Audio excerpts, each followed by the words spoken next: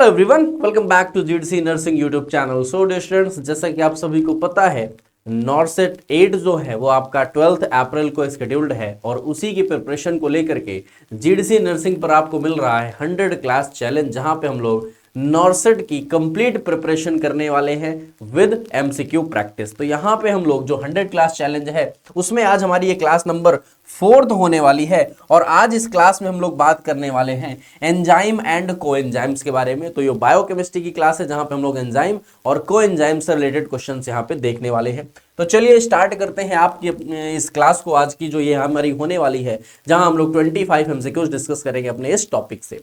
सबसे पहला क्वेश्चन आपके पास यहाँ पे है, Which of the following enzymes is responsible for breaking down of proteins in the stomach? Stomach में जो प्रोटीन्स होती हैं इनका जो ब्रेकडाउन होता है, इनमें से कौन सा हमारे पास में एंजाइम है जो कि इस फिनोमिना के लिए रिस्पॉन्सिबल होता है? एमाइलेज है, लाइपेज है, पेप्सिन है या फिर ट्रिप्सिन है? तो यहाँ पे अगर हम बात करें, जो हमारा स्टमक है, स्टमक में हमारे पास में क्या पेप्सिनोजन सिक्रेट होता है। ये पेप्सिनोजन HCl की प्रेजेंस में क्या होता है, एक्टिवेट होता है और पेप्सिन में कन्वर्ट होता है और यही क्या करता है, प्रोटीन को ब्रेक डाउन करता है। प्रोटीएजेस में आपका क्या होता है, यहाँ पे ब्रेक डाउन किया जाता है। तो इसका राइट आंसर जो आपका होना है वो क्या हो जाएगा, पेप्सिन यहाँ पे हमारा राइट आंसर हो जाएगा।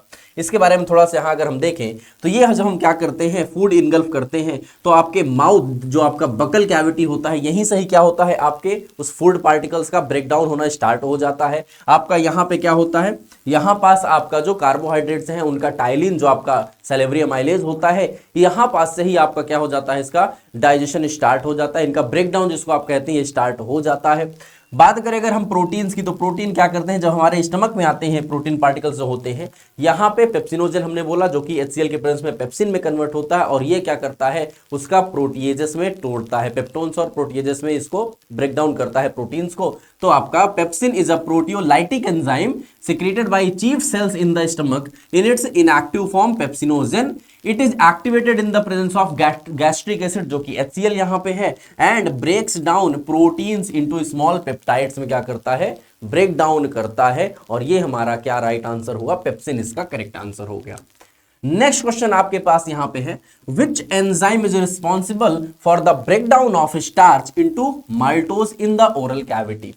ओरल कैविटी में जो हमारा स्टार्च होता है, इस स्टार्च का ब्रेकडाउन माल्टोज में कौन करता है? कौन सा एंजाइम है जो कि इसके लिए रिस्पॉन्सिबल है? ऑप्शंस है, स्यूक्रेज है, लैक्टेज है, सैलिवरी अमाइलेज है या फिर माल्टेज है। तो देखो इसके नाम पे मत जाइए कि माल्टेज है, माल्टोज में हो रहा, नहीं। जो सैलिवरी अमाइलेज है, जिसका दूसरा नाम क्या हमने बोला, इसका दूसरा नाम होता है डियर टाइलिन होता है, जो कि आपके कहां पे, जो कि आपके माउथ जो कि बकल कैविटी में क्या होता है, सिक्रीट हो रहा होता है। यही क्या करता है आपका, यही आपका यहाँ पे सुक्रोज का ब्रेकडाउन करता है माल्टोज में। माल्टोज में इसका क्या होता है, ब्रेकडाउन होता है। सो देखिए, salivary amylase also called ptyalin जो आपका है is secreted by the salivary glands and begins the digestion of carbohydrates by hydrolyzing starch into maltose in the mouth. Mouth से ही क्या होता है, आपके कार्बोहाइड्रेट्स का ब्रेकडाउन स्टार्ट हो जाता है और स्टार्च किस में टूट रहे होते हैं, माल्टोज में टूट रहे होते हैं। ये आपका क्या हुआ, राइट आंसर हो गया। अगले क्वेश्चन पे चलते हैं। The enzyme responsible for the conversion of fibrinogen to fibrin in blood clotting is? Blood clotting में जो फाइब्रिनोजन होता है उसको फाइब्रिन में कन्वर्ट करने के लिए कौन सा हमारा एंजाइम रिस्पॉन्सिबल होता है? प्लाज्मिन है, थ्रोम्बिन है, ट्रिप्सिन है या फिर पेप्सिन है? तो देखो ये पेप्सिन और ट्रिप्सिन की बात करें, ये तो हमारे क्या होते हैं, ये हमारे फूड डाइजेशंस में यूज किए जा रहे हैं। फूड डाइजेशंस में इन एंजाइम्स का यूज करेंगे। प्लाज्मिन यहाँ पे यूज नहीं हो रहा है ऐसा कोई एंजाइम। बात करें अगर हम थ्रोम्बिन की, तो ये थ्रोम्बिन ही क्या होता है, यही हमारा यहाँ पे यूज किया जाता है। थ्रोम्बिन का ही काम होता है जो फाइब्रिनोजन है इसको किसमें, फाइब्रिन में कन्वर्ट करना, और ये फाइब्रिन क्या करता है, फिर उसके बाद नेट जैसे स्ट्रक्चर्स बनाता है और हमारे ब्लड क्लॉट्स का फॉर्मेशन करता है। अगर मैं आपसे यहाँ पे एक छोटा सा क्वेश्चन पूछूं कि क्या आप मुझे बता सकते हैं कि कौन सा वाइटामिन, कौन सा हमारा वाइटामिन है जो कि इस ब्लड क्लॉटिंग में इन्वॉल्व होता है, ब्लड क्लॉटिंग के लिए इंपॉर्टेंट होता है। विच वाइटामिन इज एसेंशियल और यू कैन से रिस्पॉन्सिबल और important in the case of blood clotting? आप लोग मुझे कमेंट सेक्शन पे जरूर बताइएगा कौन सा वाइटामिन जरूरी होता है। तो राइट आंसर आपका यहाँ पे क्या हो गया डियर? थ्रोम्बिन हो जाएगा। थ्रोम्बिन होता है जो कि एक की एंजाइम है, किसके लिए? कोagulation कास्केड के लिए। That catalyses conversion of fibrinogen into fibrin में क्या करता है? इसको तोड़ता आपका कन्वर्ट करता है, जो कि क्या करता है? क्लॉट आपका फॉर्मेशन करता है, जिसकी वजह से आपका जो ब्लीडिंग है वो स्टॉप होती है, रुक जाती है। ठीक है ना, रुक जाती है। नेक्स्ट क्वेश्चन पे आइए, which enzyme deficiency leads to lactose intolerance? Lactose intolerance इसमें से कौन सा एंजाइम है जिसकी डेफिशिएंसी से हो जाएगी? लैक्टोज जिसको आप मिल्क शुगर भी बोलते हैं, माल्टेज की वजह से, स्यूक्रेज की, लैक्टेज की या फिर एमाइलेज की। तो लैक्टोज है, लैक्टोज को ब्रेक डाउन कौन करेगा? लैक्टेज करेगा।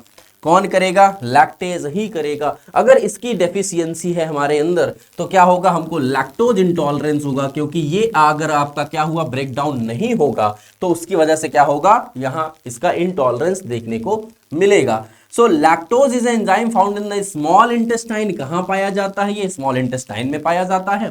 That breaks down into lactose, जिसको हमने क्या बोला? मिल्क शुगर बोला, इनटू ग्लूकोज एंड गैलेक्टोज। ये किसमें किसमें ब्रेक करता है? बहुत इंपॉर्टेंट क्वेश्चन है। लैक्टोज होता है तो ये ग्लूकोज और गैलेक्टोज में टूटता है। लैक्टोज क्या है कि डायासाइक्राइड होता है, तो दो आपके ग्लूकोज और गैलेक्टोज के मॉलिक्यूल्स क्या होते हैं यहां पे आपको देखने को मिलते हैं। Lactase deficiency leads to lactose intolerance causing bloating and diarrhoea after dairy consumption. अगर हम क्या करते हैं, ये हमारे पास लैक्टोज क्या है? हमारे लैक्टेज अगर हमारे एंजाइम की डेफिशिएंसी है बॉडी में, उसकी वजह से जो डेयरी प्रोडक्ट्स हैं जिसमें भी लैक्टोज है, उसके अगर आप कंजम्पशन करते हैं तो आपको ब्लोटिंग और डायरिया की शिकायत हो सकती है। बहुत सारे आपने केसेस देखे होंगे कि लोग कहते हैं कि नहीं, मैं डेयरी की प्रोडक्ट्स यूज नहीं करता हूं क्योंकि मुझे उसकी एलर्जी है या फिर कुछ ऐसा। वो इसी वजह से होती है क्योंकि उनके पास लैक्टेज एंजाइम की डेफिशिएंसी, जिस वजह से उनको ये प्रॉब्लम फेस करनी पड़ रही है कि लैक्टोज उनके अंदर क्या हो रहा है? ब्रेकडाउन नहीं हो रहा है ग्लूकोज और गैलेक्टोज में, जिस वजह से उनको प्रॉब्लम्स आ रही हैं। नेक्स्ट क्वेश्चन देखिए, which of the following enzyme is required for DNA replication? DNA replication के लिए कौन सा एंजाइम यहां पे रिक्वायर्ड होता है? डीएनए लाइगेज रिक्वायर्ड है, डीएनए पॉलीमरेज का रिक्वायरमेंट है, आरएनए पॉलीमरेज या फिर रिस्ट्रिक्टेड एंडोन्यूक्लियस की जरूरत होती है। बात हो रही डियर किसकी? Required for DNA replication. तो हमको पता है हमारा जो डीएनए है, ये डीएनए से हमारा क्या कन्वर्ट होता है? क्या बनता है? एमआरएनए, या फिर सिंपली हम एमआरएनए लिख दें। और ये एमआरएनए किस में जाता है? फिर प्रोटीन्स में। ये किस में जाता है? प्रोटीन में जाता है। और यही क्या होता है? हमारा सेंट्रल डोग्मा ऑफ लाइफ, जिसको हम कहते हैं। तो ये अपना सेंट्रल डोग्मा का बनाते हैं, जिसकी वजह से क्या होता है? जेनेटिक कैरेक्टर्स ट्रांसफर हो रहे होते हैं। डीएनए से अगर हम क्या करें? डीएनए बनाएं, डीएनए की कॉपीज अगर आप बनाते हैं तो इस प्रोसेस को बोला जाता है रेप्लिकेशन। ये क्या कहलाता है? रेप्लिकेशन कहलाता है। डीएनए से अगर आप आरएनए बनाते हैं तो ये कहलाता है ट्रांसक्रिप्शन। इसको हम क्या कहते हैं? ट्रांसक्रिप्शन बोलते हैं। तो एमआरएनए से प्रोटीन जो बनाते हैं, इस प्रोसेस को हम क्या बोलते हैं? ये मुझे आप बताएंगे। इसका आंसर आप लोग मुझे कमेंट सेक्शन पे बताएंगे। तो यहां पे आपसे पूछा गया था कि ये जो डीएनए से डीएनए आप बना रहे हैं, जिसको आपने क्या बोला? डीएनए रेप्लिकेशन बोला, बताया। इसमें हम कौन सा एंजाइम की जरूरत है? डीएनए लाइगेज की है क्या? लाइगेज की है क्या? रिस्ट्रिक्शन एंडोन्यूक्लियस की है क्या? डीएनए पॉलीमरेज की या फिर आरएनए पॉलीमरेज की? तो डीएनए से डीएनए बना रहे हैं, देखो तो आरएनए पॉलीमरेज तो पहले ही हटा दो। डीएनए लाइगेज का काम क्या होता है? ये फॉस्फेट्स ग्रुप्स के बारे में यहां पे बात करते हैं, तो इसको भी आप यहां पहले ही हटा दीजिए। रिस्ट्रिक्शन एंडोन्यूक्लियस जो होते हैं, ये क्या करते हैं? इनका काम होता है कटिंग करना। ये जिसको हम बायोलॉजिकल सिजर्स भी बोलते हैं, ये क्या करते हैं? ये आपके डीएनए की कटिंग करते हैं। नहीं भैया, यहां पे हम यूज करते हैं डीएनए पॉलीमरेज का। यहां यह क्या यूज किया जाएगा? डीएनए पॉलीमरेज का यूज किया जाएगा। DNA polymerase is responsible for synthesizing new DNA strands by adding nucleotides to the growing chain during DNA replication. DNA polymerase he DNA replication के दौरान नई न्यूक्लियोटाइड्स का फॉर्मेशन करने के, अपने न्यूक्लियोटाइड्स का एडिशन करके नए DNA के स्ट्रैंड फॉर्मेशन के लिए रिस्पॉन्सिबल होता है। It ensures accurate copying of genetic material in cell division. Cell division के दौरान एक आपका एग्जैक्टली आपका क्या हो, डीएनए का रेप्लिकेशन हो सके, इस बारे में कौन ध्यान रखता है, आपका डीएनए पॉलीमरेज ही रखता है इस चीज को ध्यान, ठीक है ना। सेल डिवीजन में, सेल डिवीजन से आपने क्या होगा, एक से दो सेल्स बनते हैं, तो ये माइटोसिस जो सेल डिवीजन होता है, ये इसके लिए क्या है, हमारे पास में ये चीज देखने को मिलती है। माइटोसिस में क्या होता है, एक सेल से दो सेल्स बनते हैं। अच्छा, दूसरा जो मियोसिस सेल डिवीजन होता है, उसमें एक सेल से कितने सेल्स का फॉर्मेशन होता है, थोड़ा जरूर कमेंट सेक्शन पे बता दीजिएगा आप लोग। Which of the following is a coenzyme involved in acyl group transfer? कौन सा कोएंजाइम है जो कि एसाइल ग्रुप ट्रांसफर में यूज किया जा रहा है? NADH, कोएंजाइम A, FADH2 या फिर बायोटिन? कौन सा हम यहां पे यूज कर रहे हैं कोएंजाइम को? तो एसाइल ग्रुप ट्रांसफर की बात कर रहे हो, एसिटिल आपने पढ़ा होगा, एसिटिल कोएंजाइम ए कहां पे, क्रेब्स साइकिल में जब एंटर करता है, ग्लूकोज ब्रेक डाउन करता है पायरुविक एसिड्स में, ग्लाइकोलिसिस साइकिल में, उसके बाद क्या होता है, वो एसिटाइल कोएंजाइम ए में कन्वर्ट होकर के Krebs cycle, that is mitochondria के अंदर जाकर के Krebs cycle, citric acid cycle आपकी कैरी ऑन करता है। तो यहां पे आपसे पूछा गया है कि जो एसाइल कोएंजाइम आपका ग्रुप है वो कैसे ट्रांसफर होता है, तो डियर हम क्या यूज करते हैं, कोएंजाइम ए का यूज करते हैं यहां पे एसाइल ग्रुप के ट्रांसफर के लिए। बी ऑप्शन क्या होगा हमारा राइट आंसर हो जाएगा। Coenzyme A plays critical role in the transfer of acyl group in metabolic reactions such as in the Krebs cycle. Krebs cycle में यहां हमारी जो ग्लाइकोलिसिस होती है वो आपको साइटोप्लाज्म में होती है, उसके बाद आपको यहां पे एसिटाइल कोएंजाइम ए के कॉम्प्लेक्स के साथ ये क्रेब्स साइकिल जो है हमारे माइटोकॉन्ड्रिया के अंदर एंटर करता है और फिर वहां पे ये क्रेब्स साइकिल चलती है। नेक्स्ट क्वेश्चन है, what type of inhibitions is characterized by an inhibitor binding to only the enzyme substrate complex? किस टाइप का इनहिबिटर आपको यहां पे इनहिबिटर बाइंडिंग कैरेक्टराइज्ड है, जब एंजाइम सबस्ट्रेट कॉम्प्लेक्स से हमारा क्या हो रहा है, इनहिबिटर बाइंड कर रहा है।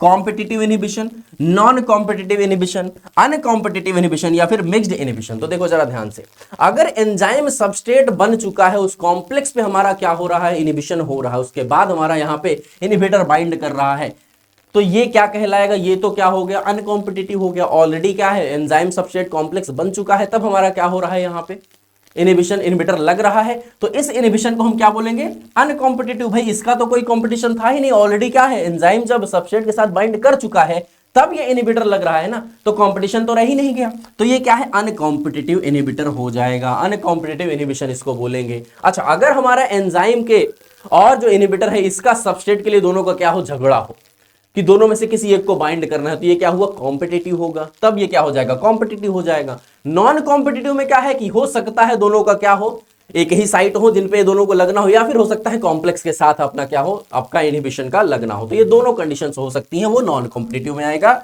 हमारा यहाँ पे क्या बोला गया, तो सीधे सीधे अनकॉम्पिटिटिव की बात की जा रही है। देखो कॉम्पिटिटिव में क्या हुआ, कॉम्पिटिटिव अपने पास में एक ही साइट है जहां पे सबस्ट्रेट और हमारा इनहिबिटर को क्या करना है, एंजाइम के साथ लगना था।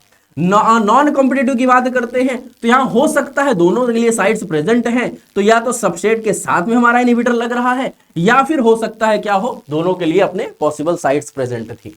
अनकॉम्पिटिटिव में क्या है, यहां पे हमारा कभी भी इनहिबिटर पहले एंजाइम सबस्ट्रेट के साथ नहीं बाइंड करेगा जब तक कॉम्प्लेक्स नहीं मिलेगा। जब एंजाइम सबस्ट्रेट कॉम्प्लेक्स मिल जाएगा उसके बाद हमारा क्या होगा, इनहिबिटर यहां पे बाइंड करेगा। Which factor does not affect enzyme activity? Enzyme activity इनमें से कौन सा फैक्टर अफेक्ट नहीं करता है, एंजाइम एक्टिविटी में कौन सा फैक्टर यहां पे है जो अफेक्ट नहीं डाल रहा होता, पीएच, टेम्परेचर, एंजाइम कंसेंट्रेशन या फिर मास ऑफ द एंजाइम। चार ऑप्शंस आपके पास यहां जो है। पीएच, भाई सिंपल सी बात है, पीएच तो इफेक्ट डालेगा, एसिडिक या बेसिक कंडीशन है, पीएच घटने या बढ़ने से हमारा यहाँ पे जो एंजाइम की एक्टिविटी है ये घटेगी बढ़ेगी भी, ठीक है ना। तो पीएच तो हमारा क्या है, ये हमारा यहाँ पे फैक्टर इफेक्ट डालेगा जरूर, नॉट पूछा है, नहीं पूछा गया, तो ये तो क्या होगा, इसका इफेक्ट तो हमको देखने को मिलेगा। टेम्परेचर, अरे बिल्कुल भाई, लो टेम्परेचर पर आपको पता है बहुत सारे रिएक्शंस नहीं होते हैं, हाई टेम्परेचर पर हो जाते हैं, तो एंजाइम के साथ भी हमारा ये चीज देखने को मिल रहा है कि टेम्परेचर भी इफेक्ट तो यहाँ पे कुछ ना कुछ रखेगा जरूर अपना। एंजाइम का कंसंट्रेशन, अरे भाई एंजाइम का कंसंट्रेशन ज्यादा है तो रिएक्शंस क्या होंगे, ज्यादा फास्ट होंगे, वेलोसिटी ज्यादा फास्ट होगी रिएक्शंस की, ठीक है ना, ज्यादा से ज्यादा सबस्ट्रेट प्रोडक्ट में कन्वर्ट हो रहा होगा, एंजाइम ज्यादा है तो कंसंट्रेशन ऑफ एंजाइम ये तो बिल्कुल इफेक्ट डालेगा। मास ऑफ एंजाइम, जरा देखो मास का यहाँ पे जब हम बात करें तो मास का यहाँ पे कोई भी हमारे इफेक्ट नहीं देखने को मिलता है हमारे एंजाइम एक्टिविटी पर, तो मास ऑफ द एंजाइम ये यहां पे क्या होगा, हमारा इसकी कोई भी बात नहीं की जाएगी। मास ऑफ द एंजाइम कोई भी हमारा फैक्टर नहीं है फॉर द एंजाइम एक्टिविटी, ये कोई भी फैक्टर आपका नहीं आता है। While the concentration of enzyme affects the reaction rate, the physical mass that is weight itself is not a factor in the reaction kinetics, ये कोई भी फैक्टर नहीं होता है हमारा। नेक्स्ट क्वेश्चन देखिए, the Michaelis constant, Michaelis Menten constant जो होता है जिसको आप क्या बोलते हैं, Km is defined as. Km क्या होता है, केम क्या होता है, तो जब आप क्या करते हैं रिएक्शंस देखते हैं तो हमारा जो रिएक्शन हो रहा था सबस्ट्रेट किसमें, प्रोडक्ट में कन्वर्ट हो रहा होता है। अगर क्या होगा हमारे पास में ज्यादा सबस्ट्रेट ऐड हो रहा होगा, ज्यादा एंजाइम से ज्यादा प्रोडक्ट में कन्वर्जन हो रहा होगा, तो जो नेट आपका मैक्सिमम जो वेलोसिटी होती है, मैक्स वेलोसिटी का वी मैक्स का हाफ जो होता है वो क्या होता है हमारा, केएम से रिप्रेजेंट किया जाता है। तो केएम क्या है यहाँ पे, the maximum velocity of the enzyme catalysed reaction, नहीं ये तो हमारी क्या है वी मैक्स है, ये क्या है वी मैक्स होती है, इसका हाफ क्या होता है हमारा, केएम रिप्रेजेंट करता है। The substrate concentration at which the reaction rate is half of V max, half of V max, अरे वाह क्या बात है, सबस्ट्रेट कंसेंट्रेशन जब क्या है हमारा हाफ ऑफ वी मैक्स हो जा रहा है रिएक्शन रेट का, the inhibitor concentration required to half enzyme activity, the dissociation constant of the enzyme product complex, नहीं भाई नहीं, क्या होता है, ये क्या होता है, ये तो हमारा हाफ होता है, तो ये क्या हो जाएगा, V मैक्स का हाफ ही क्या होता है, Km होता है। The substrate concentration at which the reaction rate is half of V max, इसको हम क्या बोलते हैं, Km से रिप्रेजेंट कर रहे होते हैं, इसको हम Km से रिप्रेजेंट कर रहे होते हैं। Km जिसको हम क्या बोलते हैं, मिचलिस मेंटन कांस्टेंट है अपना, is an indicator of the enzyme's affinity for the substrate. A lower Km, अगर Km कम है इसका मतलब है कि क्या है, एक हायर एफिनिटी देखने को मिलेगी, ठीक है ना। चलो आगे देखते हैं, Which of the following is true regarding allosteric regulations? Allosteric regulations के लिए क्या यहाँ पे सही बात लिखी गई हुई है, It involves a single substrate binding to one site only. इनका कहना है कि सिंगल सबस्ट्रेट बाइंडिंग है एक ही साइट पर। It typically shows a hyperbolic kinetic curve, hyperbola कहां मिलता है, मिचलिस मेंटन कांस्टेंट में मिल रहा होता है, ठीक है ना, हाइपरबोला कर्व की बात की गई है। It can result in either activation or inhibition of the enzyme activity, activate भी कर सकता है, इनहिबिट भी कर सकता है, एलोस्टेरिक है, एलोस्टेरिक एंजाइम, ठीक है ना, एलोस्टेरिक रेगुलेशंस की बात की जा रही है। It permanently changes the enzyme structure, ये एंजाइम के स्ट्रक्चर को पूरी तरह से क्या कर देते हैं, चेंज कर देते हैं, नहीं भाई नहीं, तो ये क्या करते हैं, ये या तो आपके एक्टिवेट कर सकते हैं एंजाइम एक्टिविटी को, या क्या कर सकते हैं, एंजाइम एक्टिविटी को इनहिबिट कर सकते हैं, दोनों ही पॉसिबल होते हैं। एलोस्टेरिक आप रेगुलेशंस की अगर बात करते हो तो सी ऑप्शन यहां पे क्या हो जाएगा आपका, राइट हो जाएगा, सी ऑप्शन आपका राइट हो जाएगा। Allosteric regulation occurs when a factor binds to a site other than active site. जो एक्टिव साइट है अगर उससे किसी दूसरी जगह पे, उससे अलग कहीं पे अगर हमारा क्या हो रहा है, अगर उससे कहीं दूसरी जगह पर क्या हो रहा है, अफेक्टर बाइंड कर रहा है, इसकी वजह से क्या होगा, कन्फॉर्मेशनल चेंज होंगे, और कन्फॉर्मेशनल चेंजेस ऐसे होंगे कि या तो आपकी क्या होगी एक्टिविटी, एंजाइम एक्टिविटी बढ़ जाएगी, या तो क्या होगी घट जाएगी, दोनों ही पॉसिबिलिटीज हो सकती हैं, और ये आपके एलोस्टेरिक रेगुलेशंस की बात की जा रही होती है। यहां आपका क्या हुआ देखो जरा, यहां जब बाइंडिंग हुई एंड प्रोडक्ट आपका देखो यहां पे मिला कुछ इंटरमीडिएट सबस्ट्रेट के बाद में, यहां पे क्या हुआ, इनहिबिशन देखने को मिल रहा है, यहां पे इनहिबिशन हुआ, यहां पे क्या हुआ, एक्टिवेशन हो रहा है, यहां पे आपका क्या हुआ है, इनहैंस हो गई है activity. Which coenzyme acts as a prosthetic group tightly bound to its enzyme? कौन सा कोएंजाइम है जो प्रोस्थेटिक ग्रुप के जैसा वर्क कर रहा है, आपका tightly bounded to its coenzyme NAD+, FAD, coenzyme A या फिर पिरिडॉक्सिल फॉस्फेट, कौन है जो यहां पे वर्क कर रहा है। तो देखो बात की जा रही किसकी, प्रोस्थेटिक ग्रुप्स की। कोएंजाइम में कौन सा कोएंजाइम है, तो ये आपका कौन सा होगा, FAD होगा, ये कौन सा होगा, FAD होगा। जरा देखो, फ्लेविन एडेनिसिन डाइन्यूक्लियोटाइड जिसको आप FAD बोलते हैं, is often bound tightly as a prosthetic group to its enzyme participating directly redox reaction. Directly redox reactions पे जो पार्टिसिपेट कर रहे हैं प्रोस्थेटिक ग्रुप्स के जैसा आपका ये क्या कर सकता है, बाइंड कर सकता है। ये कौन है हमारा, FAD होता है। कौन होता है, FAD होता है। द टर्म कैटेलिटिक एफिशिएंसी, जो कैटेलिटिक एफिशिएंसी है किसी एंजाइम की, वह कैसे डिफाइन की जाती है। कैटेलिटिक एफिशिएंसी आप the ratio of K cat जिसको आप क्या बोलते हैं, जरा बताइए इसको हम क्या बोलते हैं, कौन सा नंबर बोलते हैं इसको, upon Km, the amount of product formed per unit time, the enzyme concentration required to achieve maximum rate, the activation energy lowered by the enzyme. जरा बताइए, तो यहां पे क्या है, the ratio of K cat जिसको हम कैसे रिप्रेजेंट करते हैं, कुछ ऐसे, अपॉन Km, इसी को हम क्या बोलते हैं, कैटेलिटिक एफिशिएंसी बोलते हैं। इसी को हम क्या बोलते हैं, कैटेलिटिक एफिशिएंसी बोलते हैं। इसी का रेशियो क्या कहलाता है, कैटेलिटिक एफिशिएंसी बोला जाता है।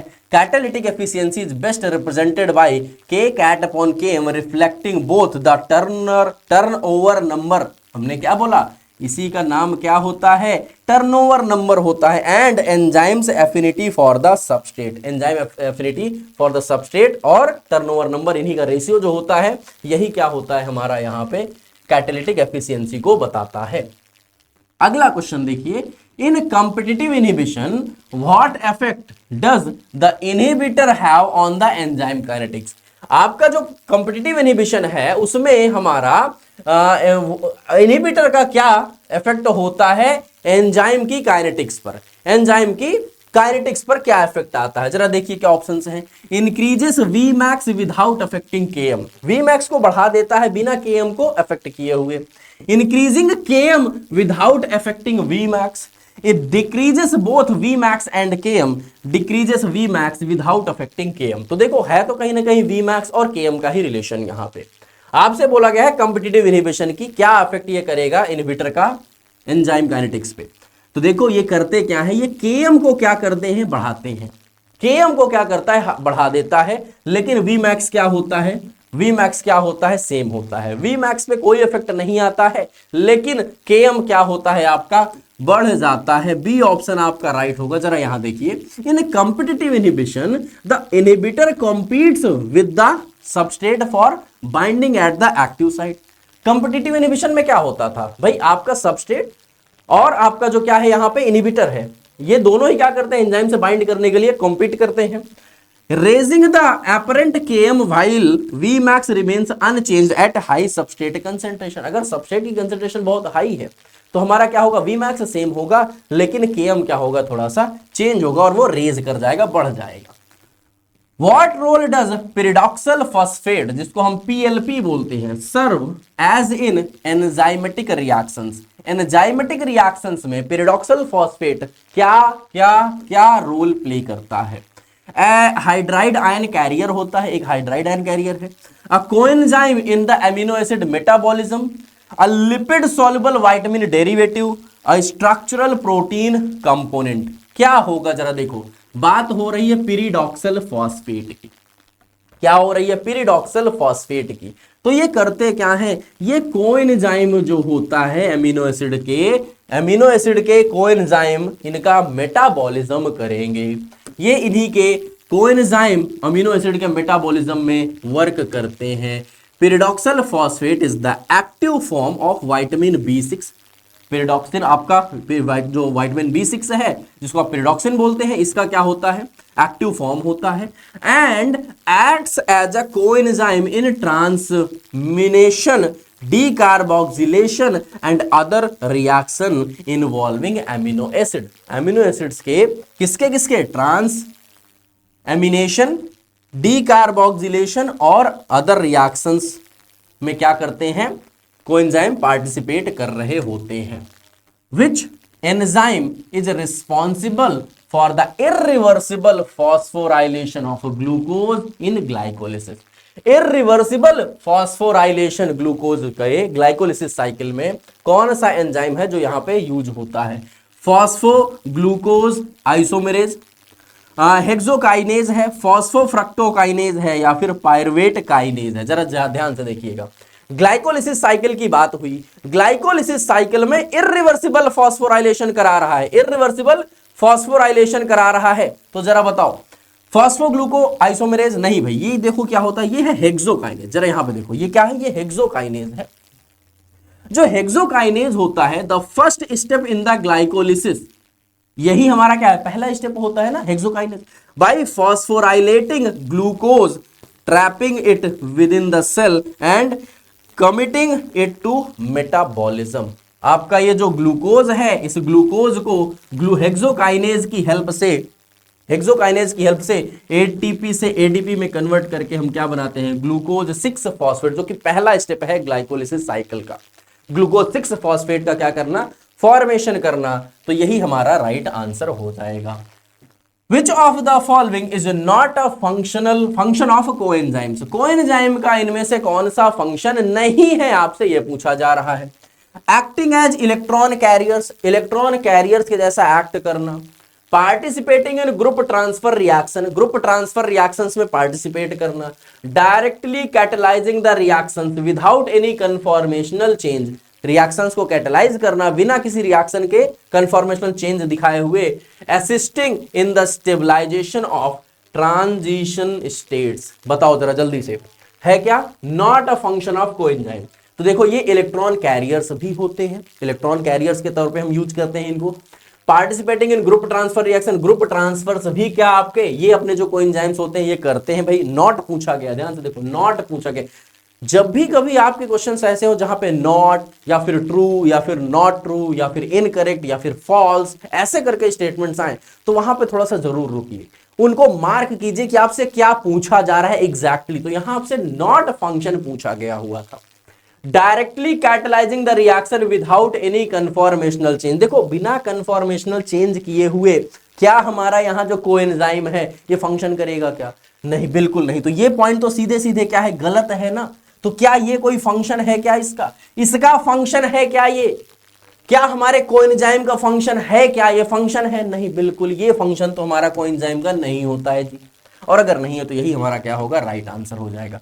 Coenzyme functions as cofactors and participate in the reaction by transferring functional group or electron, but they do not independently catalyze reactions without the enzyme। बिना एंजाइम के वो रिएक्शन को कैटलाइज अकेले इंडिपेंडेंटली नहीं करते हैं। क्वेश्चन नंबर 17 देखते हैं। The enzyme lactate dehydrogenase LDH require which coenzyme for its activity. जो लैक्टेट डिहाइड्रोजनेज है, कौन सा कोएंजाइम उसको जरूरत है उसकी एक्टिविटी के लिए, कौन से एंजाइम की, कोएंजाइम ए की, NAD+ की, FAD की या फिर बायोटिन की। LDH की बात की जा रही है तो देखो यहां पे क्या हम यूज करेंगे, NAD+ की यहां पे यूज किया जाएगा। NAD+ का क्या होगा, यहां पे उसको जरूरत है। जरा देखिए, लैक्टेट डिहाइड्रोजनेज जो होता है ये कन्वर्ट करता है पायरुविक एसिड, जो भी पायरुवेट है उसको लैक्टेट में, and requires NAD+ as an electron carrier during its redox reaction। during this redox reaction आपका जो पायरुवेट है, इस पायरुवेट को किसमें कन्वर्ट करना, लैक्टेट में कन्वर्ट कर रहा है। तो आपका जो कीटोन ग्रुप है यहाँ पे ये किसमें हुआ है, रिड्यूस हो गया है ना अल्कोहल में, अल्कोहल में रिड्यूस हो गया है। तो यहाँ पे क्या जरूरत हुई, इसको जरा देखो, NAD+ NADH की आपकी यहाँ पे इंपॉर्टेंस यहाँ पे जरूरत है। What is the effect of pH on the ionization state of the active site। Active site के लिए हमारा effect of pH क्या होता है ionization states of the active sites के लिए, it has no effect on the enzyme activity। कोई effect नहीं होता है एंजाइम एक्टिविटी पे। It can alter the binding affinity for the substrate, it permanently deactivates the enzyme, it increases the enzyme's molecular weight. जरा बताइए क्या होना चाहिए, जरा सोचो, क्या पूछा, effect of pH on ionization state of the active site, ionization state पर। तो क्या इसका it has no effect on enzyme activity, pH है क्या यहां पे, जरा बताओ क्या है क्या यहां पे, नहीं, यहां एंजाइम एक्टिविटी पे इसका कोई इफेक्ट नहीं होता। हाँ ठीक है, बिल्कुल सही बात है। It can alter the binding affinity for the substrate. जरा देखो इसको, ये जो पीएच है, ये जो बाइंडिंग एफिनिटी होती है हमारे सबस्ट्रेट के साथ में, इस पे क्या कर सकता है, ये इफेक्ट डाल सकता है। हाँ जी बिल्कुल सही बात है, हाँ जी बिल्कुल सही बात है, ये इस फिनोमिना को तो करेगा, तभी तो यहाँ पे क्या होते हैं हमारे पीएच का इफेक्ट देखने को मिलता है आयनाइजेशन स्टेट्स पर। Change in the pH can alter the ionisation state of the amino acid, amino acids का जो आयनाइजेशन स्टेट है उस पर क्या हो सकता है, चेंज आ सकता है। Residue eight the active site affecting substrate binding and overall enzyme activity, overall enzyme activity इस तरह से क्या होती है, पीएच पर डिपेंड करती है। हमने पहले भी देखा, पीएच पर हो गया, कंसंट्रेशंस पर हो गए, टेम्परेचर पर हो गए, इन सब पर क्या होता है हमारा, ये डिपेंड करता है। तो राइट आंसर हमारा हो गया B. Which type of enzyme inhibition can be overcome by adding more substrate? किस टाइप के एंजाइम इनहिबिशंस ओवरकम किए जा सकते हैं, मोर सबस्ट्रेट को ऐड करके, मोर सबस्ट्रेट को ऐड करके, सबस्ट्रेट ज्यादा आ रहा है। Competitive inhibition, non competitive inhibition, uncompetitive inhibition या फिर इरिवर्सिबल इनहिबिशन। आप क्या कर रहे हो, मोर सबस्ट्रेट, सबस्ट्रेट बढ़ा रहे हो, सबस्ट्रेट बढ़ा रहे हो, तो किस टाइप के इनहिबिशंस को यहां पे हम क्या कर सकते हैं, ओवरकम कर सकते हैं, मतलब उनसे आगे जा सकते हैं। हमने क्या देखा था, अगर सबस्ट्रेट ज्यादा आया तो उसका एंजाइम के साथ बाइंड करने के चांसेस भी बढ़ गए क्या। अगर सबस्ट्रेट का कंसंट्रेशन ज्यादा है, उसकी क्वांटिटी ज्यादा है, तो वो सबस्ट्रेट जो है हमारा ज्यादा से ज्यादा चांसेस है उसके लिए कि वो एंजाइम के साथ बॉन्ड बना सके, एंजाइम के साथ बाइंड कर सके। और अगर ऐसा होगा तो इनहिबिटर के बाइंड करने के चांसेस घट रहे होंगे, इनहिबिटर कम, क्योंकि क्वांटिटी उसकी कम है, क्योंकि सबस्ट्रेट बहुत ज्यादा हाई हमने बढ़ा दिया हुआ है। तो अगर ऐसा करते हैं तो जो कॉम्पिटिटिव वाला है, जहां कंपटीशन था कि कौन बाइंड करेगा, इससे हम क्या कर सकते हैं, इस प्रॉब्लम से उबर सकते हैं, ओवरकम कर सकते हैं, निकल सकते हैं। तो हाँ जी बिल्कुल, कॉम्पिटिटिव इनहिबिशन यहां पे क्या होगा, इससे हम लोग अगर सबस्ट्रेट का कंसंट्रेशन बढ़ा रहे हैं तो कॉम्पिटिटिव इनहिबिशन हम क्या कर सकते हैं, इसके हम जीत सकते हैं, इससे हम इनहिबिटर को बाइंड करने से हटा सकते हैं और सबस्ट्रेट मैक्सिमम यहां पे बॉन्ड अपना बनाएगा।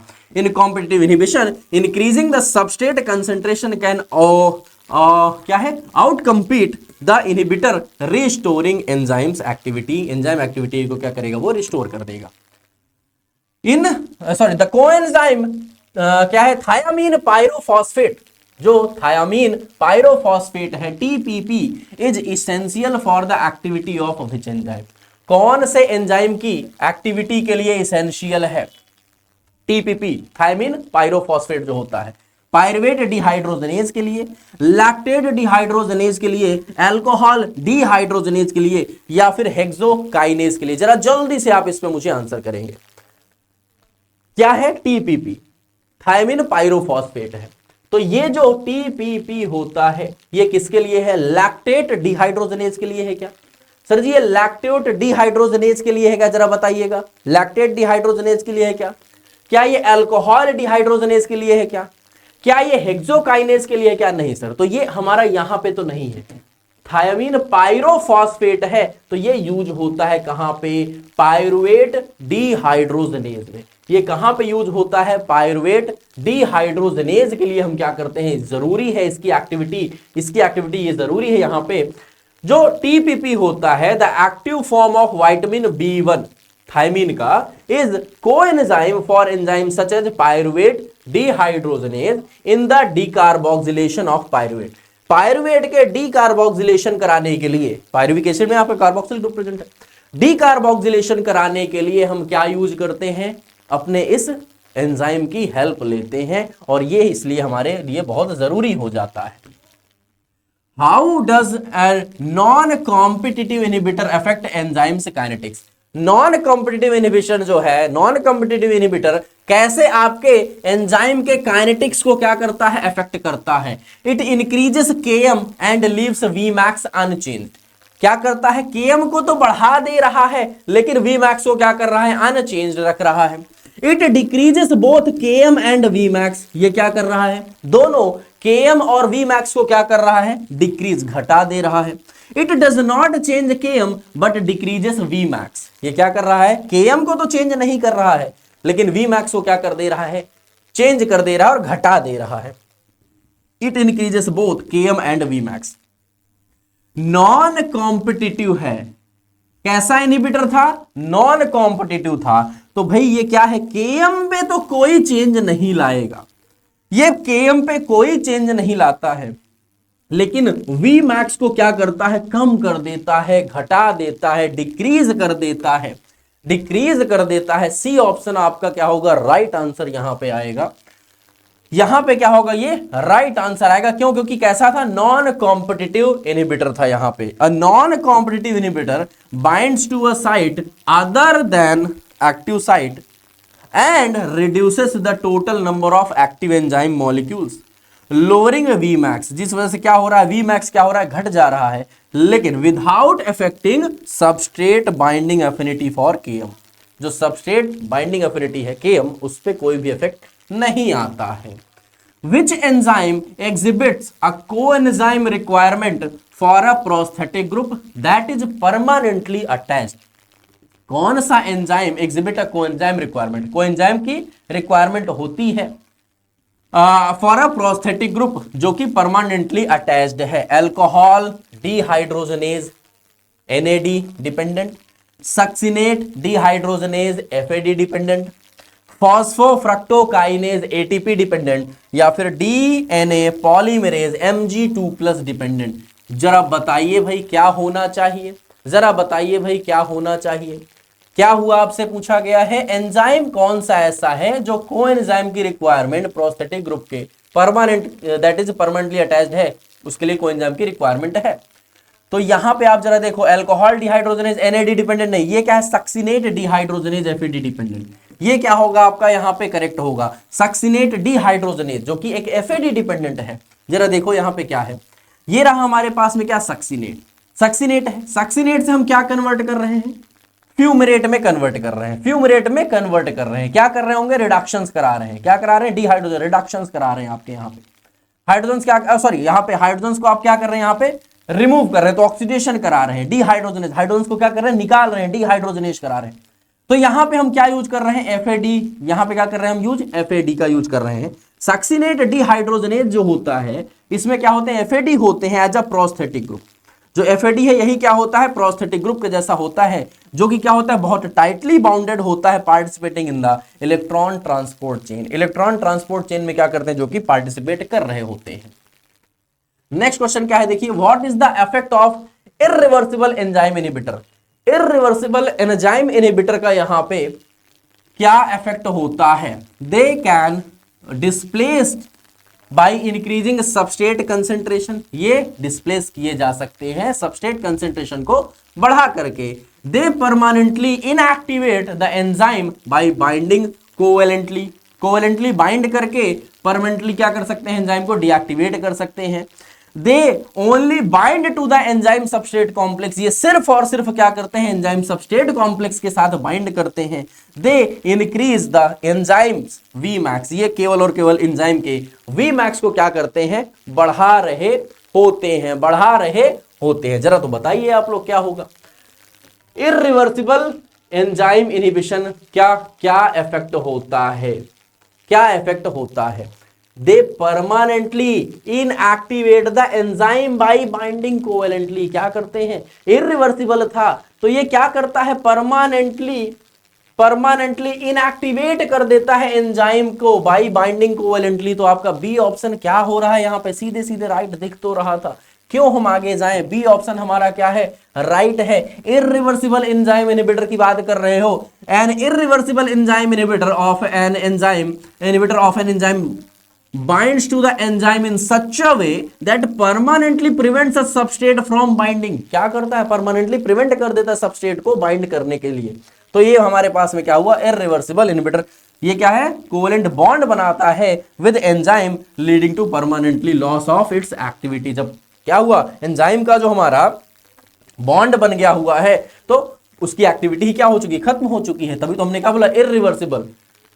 Which vitamin is the precursor for the enzyme biotin involved in carboxylation reactions? Biotin के लिए कौन सा विटामिन यहां पे है जो प्रिकर्सर होती है, बायोटिन के लिए बस जरा बताइएगा। Vitamin B2, vitamin B7, vitamin B6 या फिर विटामिन B12, जरा जल्दी से देखिए तो मुझे बताइए। ये जो विटामिन B12 है, इसकी जो डेफिशिएंसी, अगर हमारे बॉडी में इसकी डेफिशिएंसी हो जाए तो उसकी डेफिशिएंसी से कौन सा डिजीज कॉज होता है, विटामिन B12 की डेफिशिएंसी से कौन सी डिजीज कॉज की जाती है। देखिए ये एक हिमैटिनिक एजेंट होता है, B12 भी जो होता है हमारे पास, तो हिमैटिनिक मैं इतना हिंट दे सकता हूं आपको, कौन सी डिजीज कॉज होती है। मैंने 3 क्वेश्चंस आपके यहां पे पूछे हुए हैं, जरा बताइएगा।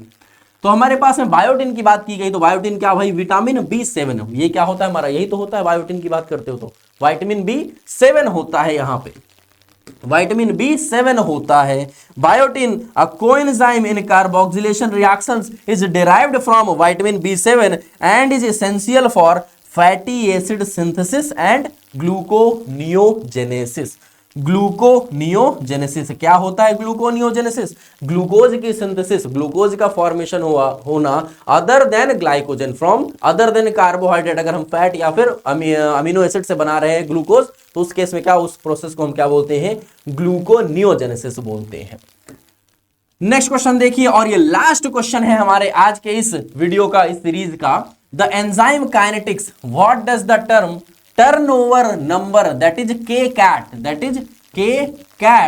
इंडिकेट्स, क्या इंडिकेट करता है ये?